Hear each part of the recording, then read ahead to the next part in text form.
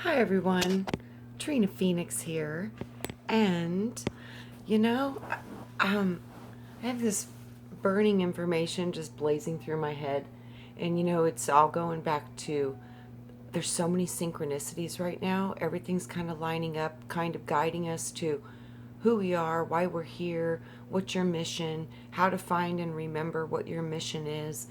It's just it's all seeming to kind of come in together, and I have this book that I've been meaning to read for a while, and it's this book here, Great Book of Secret Wisdom. And this book kind of blew my mind because it was almost in direct correlation to the prophecy that I'd received from the child about the rainbow warriors and how we were going to turn Satan into the greatest source of love ever known throughout the universe. And I was like, I could see that there was truth to this, but I was like, how in the world could this happen? So, I've been pondering that, and through the pondering of that, I kept falling back into past life memories and all going back to the lack of trust of our own power, of our own heart, of our own wisdom. Like the deceptions that we have been through as a species, holy moly, hold the phone. We've been really messed with. And so I was reading, the Atlantis stuff, and it's talking about right now they're preparing for Bimini and they're reconnecting. And so we were at to be on the island of power during the power ceremony, you must be open to the most powerful vortexes on earth.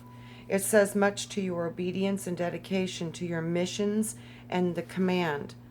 We felt this honor and responsibility that night in the ceremony, and we performed as we became one in purpose. Then it says the magenta rose. Each day, as you receive the first rays of sunshine around you on your eyes, know that this vortex, your eyes, will allow the rays of energy to connect with the golden stream within your essence. From Master Delfor's message, paragraph 12. Open the vortex for the group through the midnight ceremony that is scheduled to commence when the moon and the sun join in the celebration of duality. From Master Kuthumi. Now, this is so profound because this was what I saw ascension was. Literally, they've shown it to me in many ways, but one of the ways was the sun and the moon being representative of two different parts of us, and one being the logical and one being the emotional. So you can also see it as the two different brains that govern, the one in the head and the one in the heart, and also connected to the gut. So I kept seeing that reconnecting these three centers and operating through the consciousness of not just using the mental faculties, but literally using your internal guidance system, which is through the heart and the stomach. Those centers are where you literally cannot be deceived. And this is like the greatest thing I do not want you to know, because truth, everybody says, oh, truth is so hard. And it's like, it is, but truth is in levels and layers depending on the consciousness and the information that you have available to you. So one level of truth is for one, while another level of truth is another. But they're all in alignment together, going towards the same pursuit, and that is the awareness of what you are and who you are as a soul. And this magical portal, these portals, there's many, but the one of the sun and then the one of the moon, boy, tricky. I dove into the sun a couple different times, and I think the great central sun might be the portal to the realm of which I came from, because everything breathes and everything is living there. But then there's the artificial sun portal. And if you get into that, it's more computer code and units of code to structure the physical matrix, is the best way I can explain it.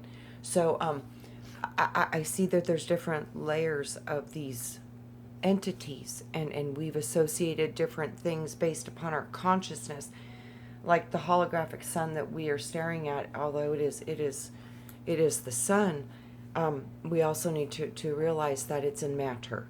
So there's a difference between the matter sun and the etherical sun, the eternal sun. There's a difference between the two. This is where we get confused and messed up. So I was reading this book, and it was just profound. I'm going to give you just a quick breakdown of some of the information in this book, and see if it resonates with you.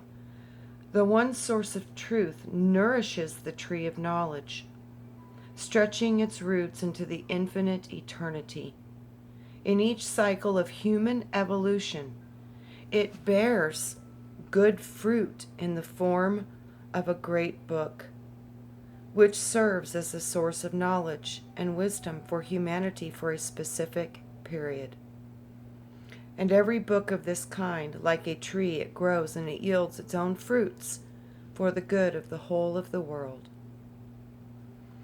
The dawn of the conscious evolution of humanity is approximately 18 million years old. The sons of light brought to the fiery teachings from distant worlds a gift for the people of Lemuria, sowing the first seeds of all the existing regions of the earth. The new pages of knowledge opened one universal language of the sun, Senzar, inviting them to further delve into the books of enlightenment and knowledge. And thus, ever after, each epoch is aimed to reveal the secret pages of the universal knowledge, thereby facilitating the progress of human consciousness. And round it goes on the wheels of evolution and creation. And right now we sit in the wheel of the zodiac, the zoodial, because we've been merged with animal beast. So we are sitting in the beast systems of creation of matter. And the purpose of that was to come out of the animalistic beast and transmute through physicality back into your eternal standing as an eternal being of light. So, and this is what we were brought here to do, is to merge the spirit and the beast, merge the spirit with the flesh, merge the wisdom of the heart with the consciousness of the primal mind. So, many of the innermost pages of the great book were revealed to the human population of Atlantis. They knew more than anyone else, for many secrets that were surrounding nature were confided to them, and the best representatives had gained the right to look beyond the field of vision, unveiling the invisible life. But the Atlanteans had not accepted their heart. And this is what I remember. This is where we screwed up. And this is what caused all the destruction, all the growth of the dark sciences and the dark magic and the trapping of souls. Oh my, this is where we screwed up. And many of us are here now to fix that. So this is where we screwed up. We understood the power of the heart, but the power of technology, and when we started to open up those discoveries, we literally became so arrogant that we forgot about the earth and the heart connection being the dominant driver of wisdom and truth. And through that lack, we fell into deception. And man, we were deceived. Oh, it was horrible when we realized what had happened. It was terrible. So, but the Atlanteans had not accepted the heart as the organ to which one should subordinate the intellect. Mind is second to the heart. If you want truth, if you're seeking service to love and service to self and others instead of service to self, you listen to the heart first. They honored the mind above all in the Atlantean days, and they disappeared from the stage of life without learning the simple truth. Knowledge without love is dead. Those words, when I saw those in this book, the emotions it brings in my cells, it's profound, because I witnessed this. And this was what we did wrong. Knowledge without love is dead. Thus, because of their pride, people deprive themselves of the secret wisdom, gradually forgetting their pristine, universal language. Nevertheless, the great initiates remained in every land and nation, guarding the ancient wisdom as a sacred trust. About 1,000,000 years ago, at the beginning of the evolution of our present humanity, the sons of light recorded in the language of the Senzar, the sun, the most ancient book of our time, known as the Book of the Dazan. I hope I pronounced that right. Dzyan, a Tibetan name meaning the Book of Secret Wisdom. This archaic manuscript is in turn has yielded a multitude of its own fruits for the development of humanity. But as soon as humanity received the highest knowledge, it began to throw these books into the fires and subjected to severe condemnation those who had presented them with this priceless gift. Humanity was ready to turn any messenger of the kingdom of heaven into an outcast. And yet hundreds of thousands of sons of light have walked upon the earth, leaving profound traces in the history of human development. Despite the destruction of numerous libraries filled with magnificent scrolls of inexhaustible knowledge, from time immemorial to the present day, there exists secret treasuries of sacred books written by the messengers of light, and they are presented throughout time as gifts to humanity. Every line has been crystallized by the heartfelt fires of the souls who were monogamous in their giving, yet some were burnt at the stake together with their gifts. Others were mutilated by the cruelest of torture. But still, there were those who managed to save the sacred manuscripts, and risking their lives, placed one priceless gift after another in secret repositories. And all these unusual libraries, located in the mountains of Tibet, the Himalayas, the Karakoram, the Pyrenees, and other mountainous areas, as well as hidden under the sands of the Gobi Desert, parts of the Sahara, in the sands of Nubia, and in other lands. They can be revealed to the world only when people are able to discern white from black and distribute the priceless gifts solely for the good of their neighbors. These are the abodes of the Brotherhood, members which came from the distant worlds. Being concealed in impenetrable mountains and deserts, they are guarded by mysterious powers.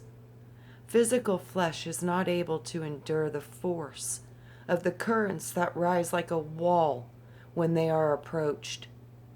And in order to gain access to them, one needs to pass through many lives with a loving heart and a pure soul.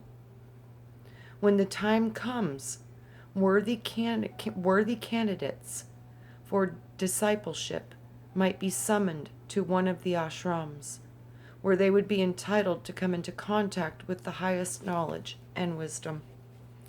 I think that's why Ron Wyatt was led to the discovery of the Ark of the Covenant, and they have suppressed this information, and I believe with all my heart and soul it is true, and I bet that this is the one who found it, and I do believe the only reason he did was because his soul and his heart were pure, or he would have never been able to find it. The guy who actually opened the cave ran in horror from the energy that came forth out of it. But Ron was permitted. He was able, and when he got in there, it knocked him unconscious, but it didn't kill him. So, the ones who are pure will be summoned to the ashrams, where they will be entitled to come into contact with the highest knowledge and wisdom. The chief of these legendary realms of Shambhala, the resplendent, the abode of the great white brotherhood of teachers, the approaches to this stronghold of light are vigilantly protected. For mere curiosity seekers, there is no access beyond the permitted boundaries. An unbidden guest will never reach it and will inevitably fail to find the way to it. However, one who responds to the call of the great Lord of Shambhala discovers one's path thanks to the invisible signs. Only a pure consciousness is able to correctly discern the symbols which appear in one's gaze. The wise heart alone is able to understand the secret signs that lead the pilgrim to the white ashram, situated on the white island. Mysterious white waters wash its banks, but the one who is summoned by the Lord passes through these waters as easily as one walks upon dry land. In Shambhala indeed, not people, but gods abide. The greatest teachers, the leaders of humanity, the discoverers of the distant worlds, the messengers of the faraway stars, in shining bodies of divine purity, they glide about like angels, doing their work every moment. Ceaselessly, they watch over the world, protecting it from a disastrous fate. A seal of smiles illuminates their sunny faces, enchanting the gaze of the pilgrim who is encountering for the first time in their life the miracle of miracles, which actually existed on earth. It actually exists on earth. That's in present tense. Here reigns the sacred language of the Sansar, the sun, from which have originated the tongues of all people through all ages. The word comes from the sun. Let me get a drink.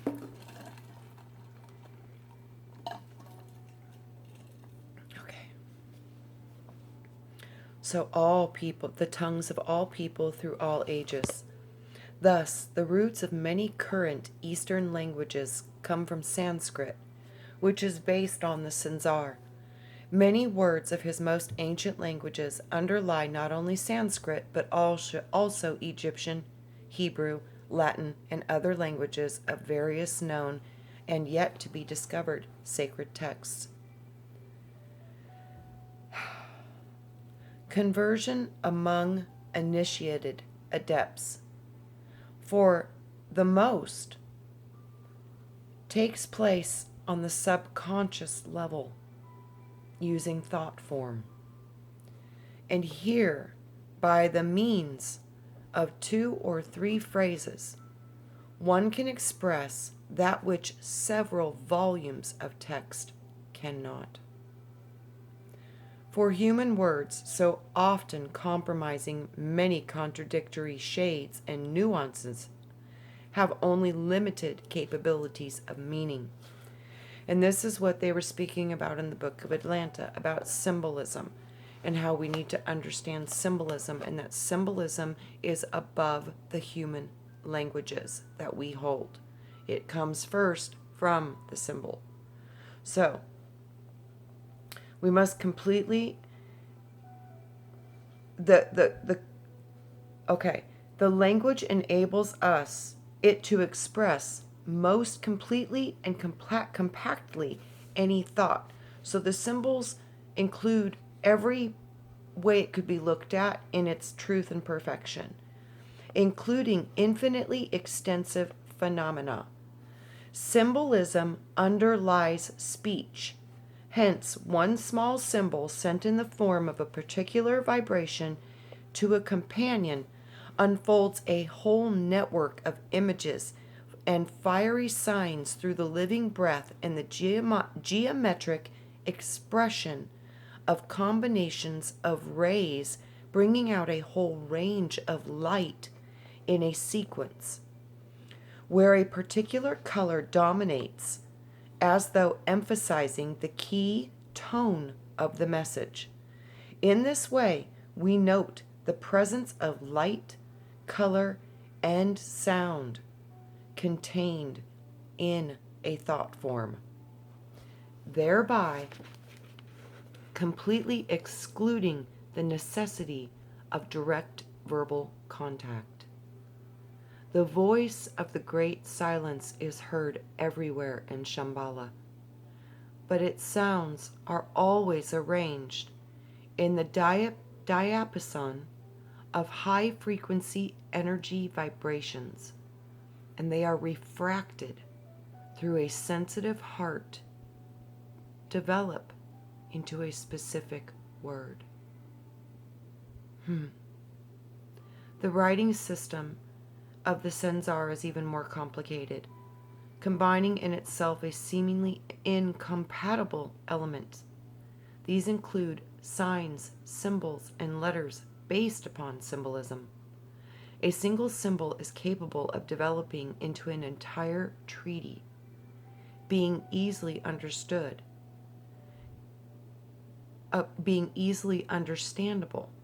by an initiated disciple of any ethnic background. Of course, the reader's level of consciousness is also very important.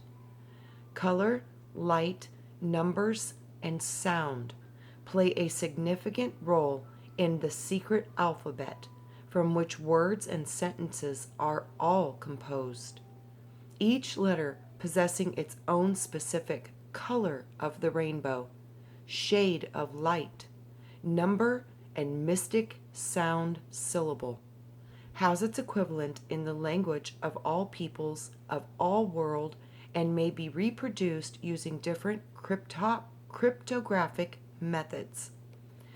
With an aid of a with an aid of a specialized calculation tablet, thus a new cryptographic alphabet is created in a given tongue, while the numerological, geometrical, and astrological keys help the reader precisely determine the way to decode the secret writing. Consequently, this language of signs and symbols facilitates the comprehension of a text written in any tongue. Herein lies the value of such scriptures, for their language is unique, affording the opportunity to preserve itself without the imposed changes that inevitably take place in languages. But special knowledge is needed in order to learn this language, for original cryptography through the acquisition of it is not as complicated as it might seem at first sight. Above the sacred island rises a multi-story tower called the Chung, and here on the floors is stored the only original copy of the Book of the Dizan. I don't know if I'm pronouncing that right. I apologize if I'm not. Among the other archaic manuscripts, such as the Book of the Golden Precepts and the Book of Maitreya Buddha. In fact, the Tower of Chung, going deep into the rocks and high above the clouds, keeps a great number of mysteries, which are inscribed into the passages of extremely voluminous books. However, not only are there precious records and books stored here, but there is also that of the history of any specific individual, beginning from the moment of the spirit's origin to their descent into dense matter. The books of human destiny are kept in a special repository, and they are very similar to the scrolls of the Akashic, through whose unfoldment one can watch the unfoldment of one's own life in any period of incarnation, just like a film. These books are crystallized by a special kind of fire, and when opening them, one may enter any space-time dimension and witness hitherto unseen episodes of one's life. Many advanced souls will succeed in perceiving their future as well as on the pages of these books. The volumes of the subtle plane contain the names of those who have advanced farther than others on the path of light. Their names are expressed in the form of certain signs. For a soul may have thousands of names, and the sign confers the right to open the needed page. Where a text starts to appear, allowing one to read about the deeds done in the name of light, here one can find the answer to any question. 7 books successfully reveal the history of spirit's movement through the earthly and the etherical worlds. There is one special book where not many souls are inscribed. The Book of Fiery Destinies. It registers only those who have trod the heroic path and with their self-sacrificing labor have brought the light of the imperial spheres to the earth. This book records the fiery deeds and is entirely woven from the highest substance of fire. Only those who are inscribed in the book are able to read it. For one needs special knowledge in order to understand the fiery signs, while in the former volumes, one may find deeds of the flesh and the soul. This one reflects only the fiery path of the divine spirit, and it is possible to read one's destiny for many thousands of years ahead. The best deeds on the level of countries, peoples, and leaders have been gathered into the depository of experience, finding their place on the pages of numerous books. They are arranged according to the degree, as mentioned before.